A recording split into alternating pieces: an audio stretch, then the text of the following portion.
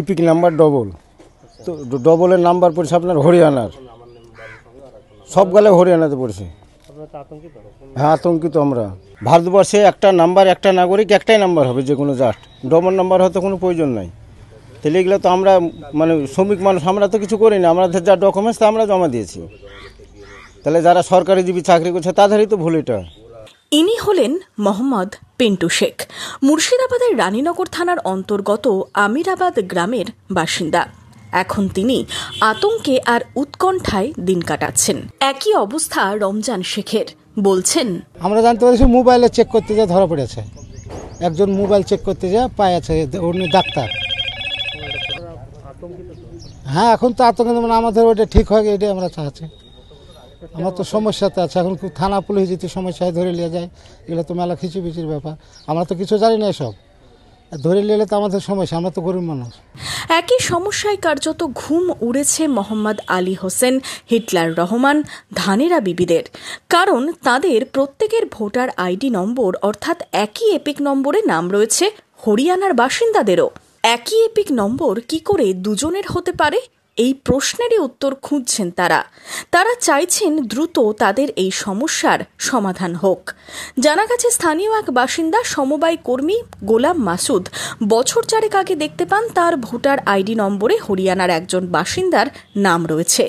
সম্প্রতি এলাকায় খোঁজ খবর করে তিনি জানতে পারেন শুধু তারই এই অবস্থা নয়, এলাকার বহু মানুষের একই অবস্থা। কারণ আমি এটা অনেকদিন আগেই দেখেছিলাম, গত 4 বছর আগেই। হ্যাঁ, কিন্তু আমি এটা নিয়ে এতটা মাথা ঘামিয়েছিলাম না। কিন্তু এই আসিফ এর কথা শুনে একটা লিঙ্ক দেখে বুঝতে পারি যে এটা হয়তো বড় ধরনের একটা চলছে। সেই তখন থেকে আমার একটা আতঙ্ক সৃষ্টি হয়েছে মনের ভিতরে। একই আইডি নম্বরে বহুজনের এই একই অবস্থা।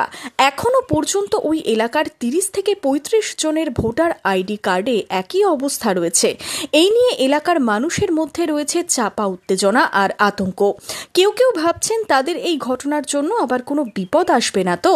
আমার এপিক্স নাম্বারে অন্য একজনের ভোটের ছবি হরিয়ানায় হয়ে গেছে। আমরা তার কারণে আতঙ্কিত, কারণ এটা তো অনেক আতঙ্কবাদীও ঘোষণা হয়ে যেতে পারে। কোনটা সঠিক কোনটা ভুল এটা আমরা তো জানি না, তাই আমরা ভয়ে সন্ত্রস্ত হয়ে আছি। গতকাল এপিক বিতর্কে বক্তব্য পেশ করেন মুখ্যমন্ত্রী মমতা বন্দ্যোপাধ্যায়। প্রকাশ্যে এই বিষয়টি নিয়ে আসেন।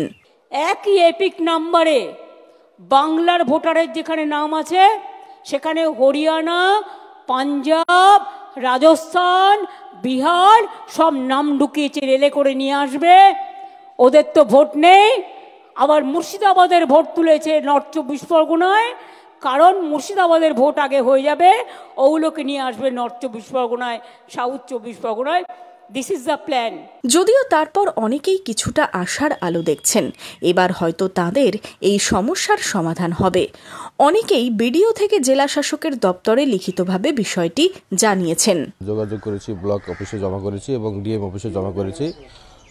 এছাড়াও ওই আমার এক ভাই বলেন, বন্ধু বলেন, আসিফ, তিনি পরিযায়ী শ্রমিক ঐক্য মঞ্চ থেকে আমাদের চিফ সিওকে এবং ইলেকশন কমিশন অফিসে সব জায়গায় অভিযোগ করা হয়েছে। প্রথমত আজ থেকে 1 মাস পূর্বে আপনার বিডিওকে জানিয়েছি এবং 17 তারিখে ডিএম অফিসে দিয়ে এসেছি।